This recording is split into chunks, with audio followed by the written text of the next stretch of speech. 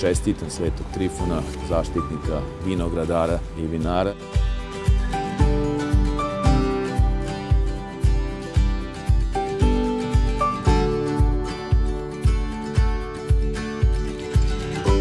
Male porodične vinarije koje rade na teritoriji grada Novog Sada, njih 5 su dobili sredstva, bespovratna sredstva. Obišli smo da vidimo opremu koju su dobili od strane grada Novog Sada u vrednosti od 1,5 miliona dinara i nadam se da će ta oprema im koristiti da unaprede svoju proizvodnju. Mislim da je vinski turizam u ekspanziji i da moramo da ga još više unapredimo jer je od izuzetne važnosti. Mi kao grad nastavljamo i dalje da subvencionišemo vinare naše i obezbedili smo i u budžetu za 2023. takođe 7,5 miliona dinara.